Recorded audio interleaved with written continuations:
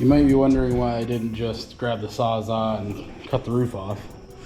It's because we need to reuse this inner channel up here, or the inner structure. We'll have to put some notches in it to like make it match the drip rail of the Fastback, because it is different. We will basically end up cutting it off back here after we roll it down. There's the front support staying in place, and then oh, they might have sent me the wrong one, I'm not sure, but I have a new rear support, and that one I think stays. I've been using other people's videos as reference, so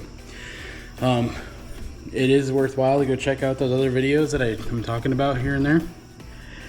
It's a 1194 video, which I was watching the Mr. Gone in 60 Seconds videos, and I realized that they're brothers, so that's pretty cool. And yeah, I'm like, man, these guys really seem like they know each other somehow. And then they had a video together, so that's kind of ironic. And then what's the other one? I'll have to look it back up and let you know, but his is also good. It has, so those two brothers have a lot of 67, 68 Fastback swap and body swap projects and such, and the other guy had the dimensions for the 65, 66s. So good info there, go check them out. Anyway, so I'm gonna get going on this. We could just ruin the trim taking it out and not care, but everything's worth money in some sort of fashion unless I bend it. The glass is good, so somebody might be able to use it, so maybe we sell it down the road, or we don't and we just store it and someday we get another one. For now, that's the plan. Eventually I get tired of the parts sitting around, I just throw it away, but let's get that back glass out.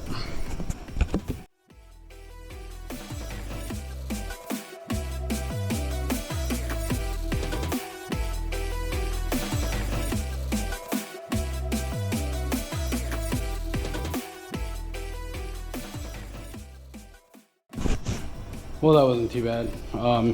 You'll saw that I just hooked the edge with the pry bar on the outside. From what I know, those glasses do not break very easy, and I'm not saving it other than if somebody wants it. I didn't do any damage to it anyway, but it came out clean, so. All right, so we get a couple things moved out of the way, and I think we're just gonna start cutting somewhere. Maybe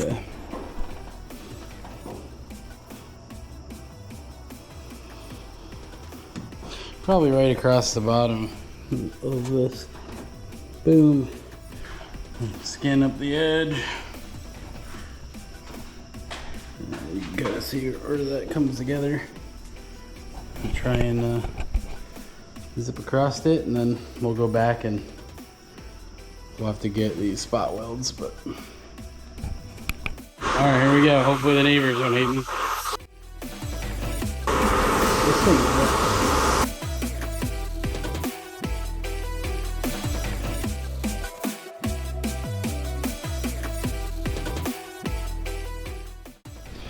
All right, now we're gonna come in. We got the roof off, roof skin. And I think we're supposed to go in like right here. Just kind of put that off there. And then we'll just cut this right off. We'll clean it up later once we get the cut we want, but basically we're aiming for that. Clean that up later afterwards, but.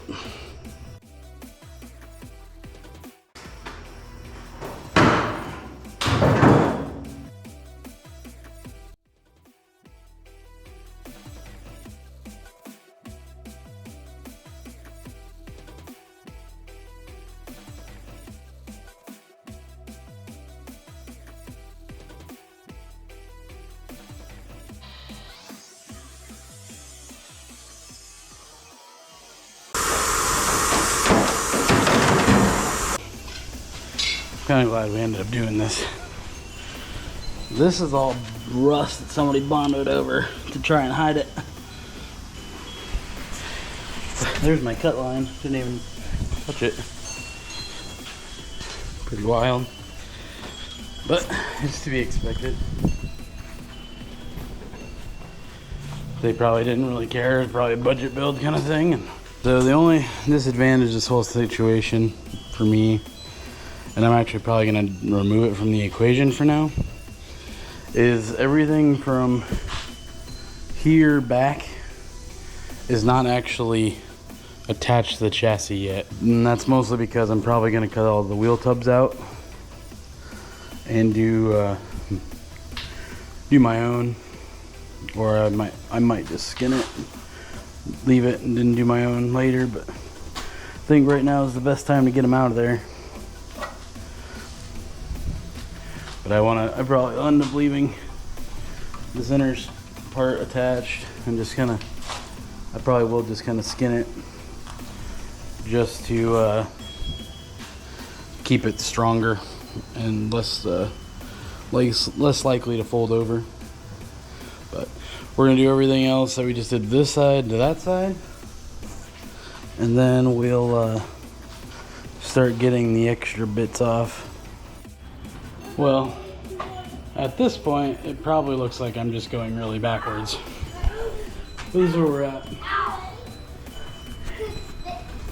So the only thing holding on this back section is the outer wheel tub on both sides. It definitely shows. I might not even use this stuff now that we're putting new stuff on. So I'm just gonna cut right here. I'm gonna leave this for some inner structure for the quarter, and just zip this all out. Probably leave most of the inner of this as well, and then just graft in my new wheel tub to that. I'm also gonna go in and cut out the 2012 inner wheel well as well. Then we just gotta, so we're gonna cut that and get that off, and then we gotta go in and clean off all the extra spot welds all around, get that cleaned up, and then not cut this down, tip it, and work on. At that point, we should be able to start hanging. Oh, I'm gonna cut this for trunk panel off thing, whatever it's called. But cut that off, and then should be able to start fitting stuff once we get all the other stuff cleaned up. So here we go. I probably may have some brief. I'll show you what I'm doing or what I'm up to, but overall it's gonna probably just be time lapse. And then we'll go to setting on new sheet metal, which I've never done, so this should be interesting.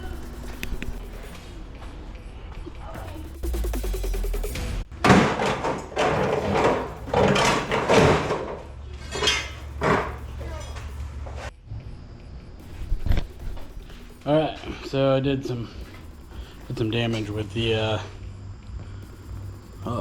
air chisel.